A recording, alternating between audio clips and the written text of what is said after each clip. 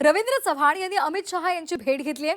दिल्लीमध्ये रात्री उशिरा या दोन्ही नेत्यांची भेट झाली आणि संघटनात्मक चर्चा सुद्धा झालेली आहे। फडणवीस आणि शिंदे यांच्या भेटीनंतर अमित शहांची त्यांनी भेट घेतलेली आहे।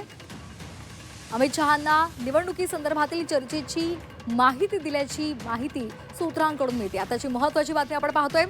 रवींद्र चव्हाण यांनी अमित शहांची भेट घेतलेली आहे आणि या संदर्भात अधिकची माहिती घेणार आहोत आपले प्रतिनिधी ओम देशमुख यांच्याकडे। ओम, रवींद्र चव्हाण आणि अमित शहा यांची दिल्लीमध्ये भेट झालेली आहे। कोणकोणत्या महत्त्वाच्या मुद्द्यांवर चर्चा झाल्याची माहिती मिळते?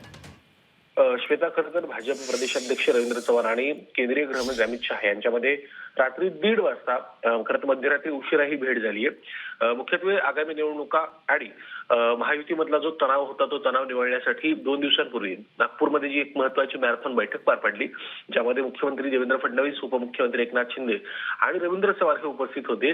या प्रदीर्घ चर्चेचा तपशील खरं तर रवींद्र चव्हाणांकडनं अमित शहांना देण्यात आला। या सगळ्याच अनुषंगानं फडणवीस आणि शिंदे यांच्यातल्या बैठका आणि एकंदर निवडणुकीच्या संदर्भामध्ये स्थानिक पातळीवर ज्या पद्धतीने समीकरण जुळवण्याचा निर्णय त्या बैठकीमध्ये झालाय, या सगळ्या गोष्टींचा तपशील देण्यासाठी रवींद्र चव्हाण हे काल अमित शहांना भेटले। त्यासोबतच या बैठकीमुळे आणि या सगळ्या भेटीमुळे आता या पुढच्या काळामध्ये सुद्धा शिवसेना आणि भाजपमधला जो तणाव आहे तो कमी होईल आणि महाराष्ट्रावरती कुठल्याही महापालिका निवडणुकांमध्ये भाजप विरुद्ध शिवसेना हे चित्र दिसू नये यासाठी आता हे प्रयत्न करण्यात येत असल्याचं दिसतंय।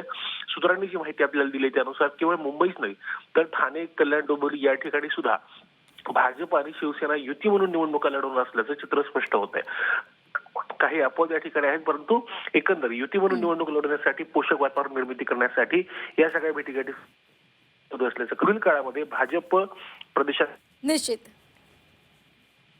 अगदी धन्यवाद ओम दिलेल्या या सविस्तर माहितीसाठी।